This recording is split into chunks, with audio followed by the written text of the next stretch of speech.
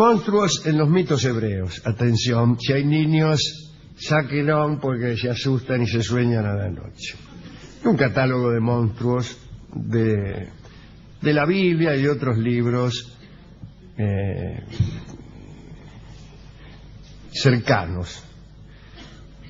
El primero y más famoso es el Leviatán, nombre con que también se designó durante mucho tiempo a la ballena. Era el más grande de los monstruos y desde un trono erigido sobre una roca colosal bajo la superficie del mar dominaba las aguas. Alguno dijo que tenía muchas cabezas y tantos ojos como días tiene el año. Es decir, tenía 365 ojos, excepto los años bisiestos, ¿Y cómo hacía? y se ponía un ojo de vidrio.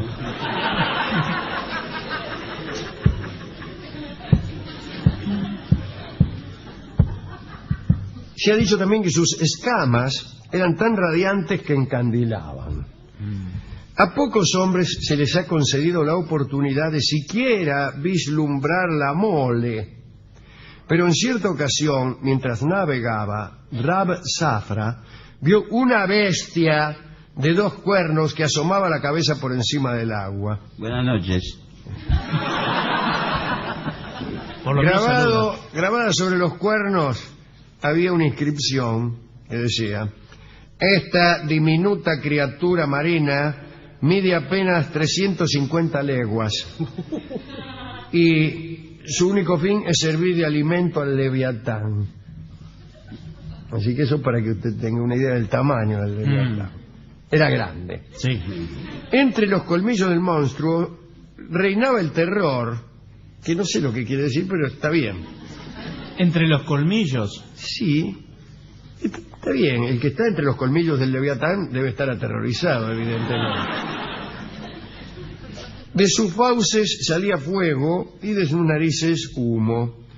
Recorría las profundidades del mar y dejaba atrás de sí una estela luminosa. Dicen que despedía un hedor espantoso que asfixiaba a toda criatura a su alrededor.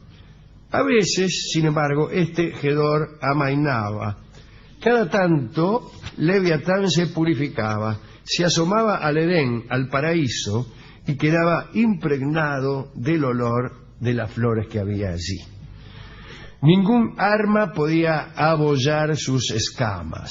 Cuando la bestia tenía sed, según la leyenda, bebía toda el agua de un cierto afluente del Jordán que desembocaba en el océano. Es muy raro que un afluente del Jordán desemboque en el océano.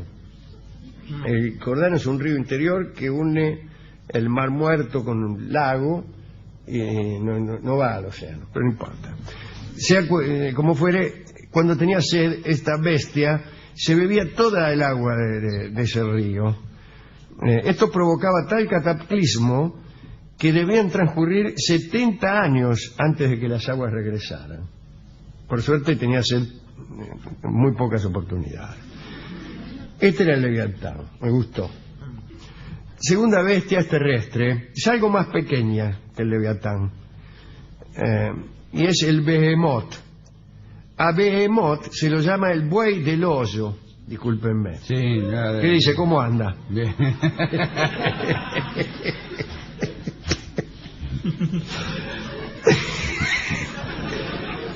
Buey del hoyo o toro del hoyo, ¿no? Se parece a un hipopótamo enorme con una cola más grande que el tronco de un cedro. De un cerdo, creo que. Gobierna Behemoth las criaturas terrestres. Todas estas criaturas, las bestias, retosan a su alrededor, mientras él, lo más canchero, se recuesta ahí entre los yuyos. Se discute si la bestia fue moldeada con agua, tierra o simplemente se le ordenó que surgiese de la tierra. No sé. Se discute también si nació sin compañía o si tuvo alguna vez una pareja. Algunos dicen que si Behemoth realmente tuvo una compañera, no debió de aparearse porque no tenía ningún hijo. A eso le llaman pensar. Cuenta Graves que la idea de que el apareamiento del Behemoth hubiera producido una catástrofe es explicada por lo siguiente. El verdadero hipopótamo, es una explicación ebemerista, ¿no?, de la leyenda. El verdadero hipopótamo solía causar grandes daños a los campesinos y todos temían su reproducción. Así que, inspirados en el hipopótamo real, aquel hipopótamo colosal que era el Behemoth, era considerado una verdadera catástrofe cada vez que se apareaba. Dios permite que el Behemoth paste en las 1000 montañas, y aunque arrasa con el pasto en un solo día, cada noche la hierba vuelve a crecer. Notable. El calor del verano le causa tanta sed que todas las aguas que fluyen al Jordán en 6 meses y hasta en un año apenas si le bastan para un solo trago. Con razón el Jordán es un río no demasiado caudaloso y con muchas diferencias en su caudal. Se trata de daños provocados por el Behemoth y por el Leviatán. Sin embargo, el Behemoth suele beber también el agua de un gran río que sale del paraíso y que se llama Jubal. Todos los años, en el solsticio de verano, este simpático animal se alza sobre sus patas traseras y lanza un terrible rugido que impide que todas las bestias salvajes ataquen los ganados y rebaños del hombre. Hace peor, pero no lo quiero hacer. Mucho más porque, si lo hago, les juro que se me demandan 4 o 5 viejas.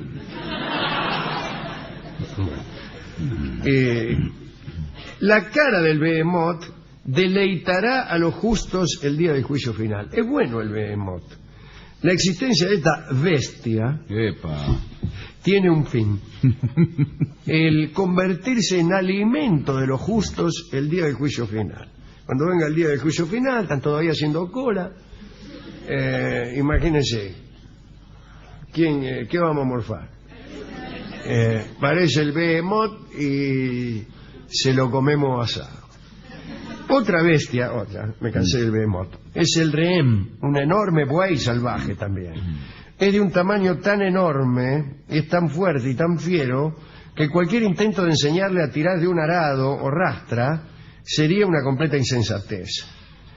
Existe una única pareja de rehenes a la vez.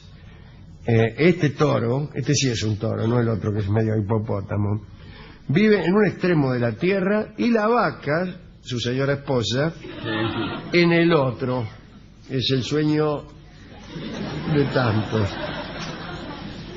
Cada 70 años se encuentran para copular. ¿Cada cuánto? Cada 70 años. Bastante. Aprendan de la cigüeña este ejemplo de ternura.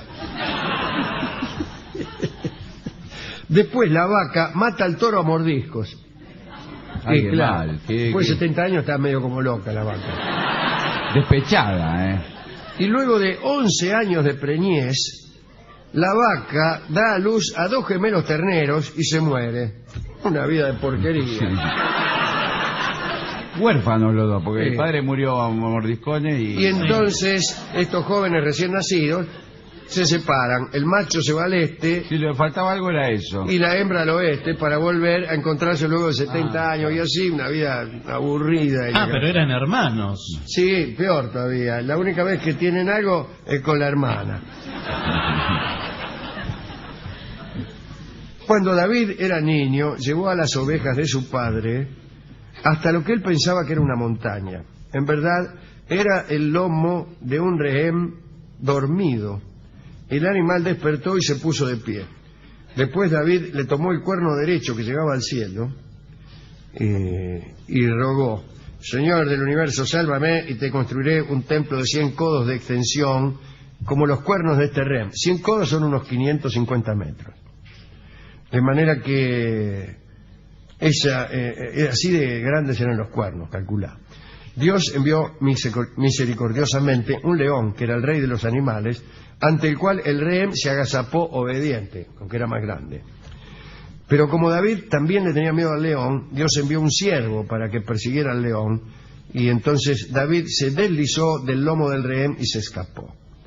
Bueno, muchas generaciones después, Rabba Bar Hana, el famoso viajero, vio un rehén de un día de edad. era mayor que el monte Tabor, con un cuello que medía alrededor de 3 leguas, bastante más grande que los cuernos. El estiércol que arrojó este animal en el lecho del río Jordán hizo que el río se desbordara. El río Jordán señor. es una cosa espantosa. Si no le toma el agua el Behemoth, se la toma el Leviatán, y si no, están ahí los detritos del rehén. Pero el rehén hubiera muerto en el diluvio si Noé no hubiera salvado a 2 de sus crías. No encontró lugar para ellas en el arca, porque era muy chica el arca, imagínate vos. Pero ató los cuernos a la popa y dejó que las puntas de sus hocicos se apoyasen en la cubierta. Y así nadaron detrás del arca, dejando una estela como un surco que se extendía tanto como la distancia que hay entre Tiberíades y Susita, en la costa opuesta del lago de Genazaret. Una ciudad, Tiberíades, está en una orilla del lago y otra en otra. El Susita yo no sabía, pero el lago de Genazaret es una de las puntas del Jordán, el otro es el Mar Muerto, ¿no? En la época de Rabí Hilla Barraba, un rehén recién nacido fue a Israel y desarraigó todos los árboles de la región, solo por jorobar. Rabí Hilla rogó a Dios que los librase de aquel animal. Inmediatamente Dios hizo que la madre moribunda del rehén mugiera desde el desierto lejano y el animal volvió con ella. Hay otro animal, el rehén me gustó también. El cis, bueno, es un ave pura. Se la puede comer y es capaz de enseñar a la humanidad la grandeza de Dios. Todas las aves, incluyendo al cis, su rey, fueron creadas al 5º día de un pantano y en consecuencia figuran entre los animales terrestres y los marinos. Pero si Dios no hubiera dado a las aves más débiles una exención misericordiosa, no hubieran podido defenderse contra el águila, el gavilán y otras aves de presa. En el mes de Tisri ordenó al cis, todos los meses de Tisri, Dios ordena al cis que levante la cabeza y sacuda las alas, que cante fuertemente y que infunda a las aves de presa tal terror que se abstienen de hacer daño a las aves menores. Dios puso una de las patas del cis, recién creado, sobre una aleta de Leviatán, y vio que su cabeza llegaba al trono divino. Sus alas extendidas pueden oscurecer el sol e impedir que el viento sur abrace toda la tierra. El mismo Barjana informa que en un viaje por mar, él y sus compañeros vieron al cis posado en medio del océano, y sin embargo las olas le mojaban apenas los tobillos. Juzgamos, dice Barjana, que el mar tenía que ser poco profundo, y nos proponíamos desembarcar y refrescarnos, pero una voz celestial nos advirtió: hace 7 años el carpintero de un barco dejó caer su hacha en este lugar y todavía no llegó al fondo. Qué celestial la voz. Hay también una cis hembra, aunque cuida mucho de su único huevo gigantesco y lo empolla en alguna montaña lejana. En una ocasión dejó caer accidentalmente un huevo que estaba podrido y su contenido hediondo anegó 60 ciudades y arrastró 300 cerdos.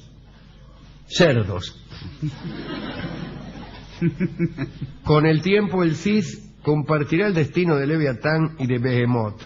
Lo matarán y servirá de alimento a los justos en el día de aquel del juicio final, que van a carnear al Behemoth, al cis y al Leviatán. Y esto es todo lo que tengo que decir sobre estos simpáticos monstruos. Son todos muy grandes. Sí. Enorme, sí. Muy grandes. ¿Cuál le gustó más de estos monstruos? El toro. Sí, a mí también.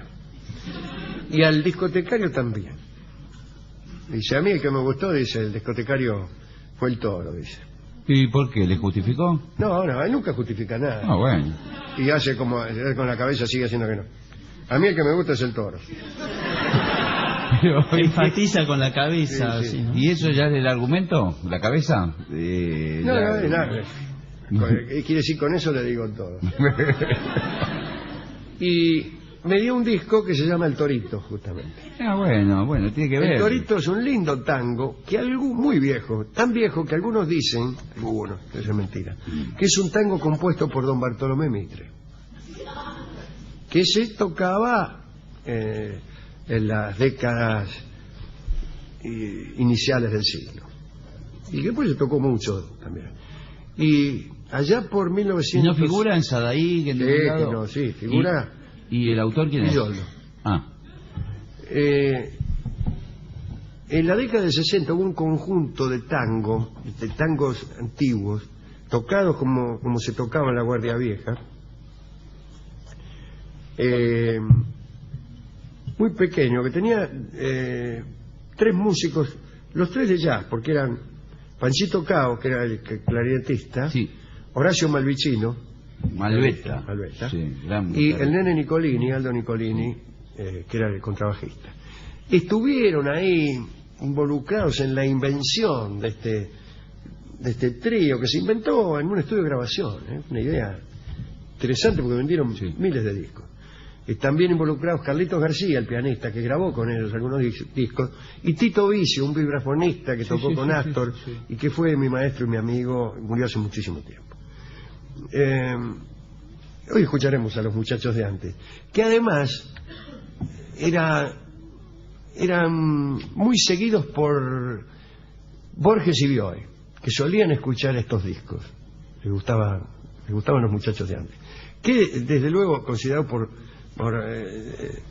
los paladares negros del tango, les parecía que era como un retroceso. Claro. Sin embargo, escuchados ahora suenan gratos, suenan mejor que algunas orquestas que eran consideradas innovadoras. Pero es un conjunto sencillo. Escucharemos entonces este viejo tango, que se llama El Torito. Adelante.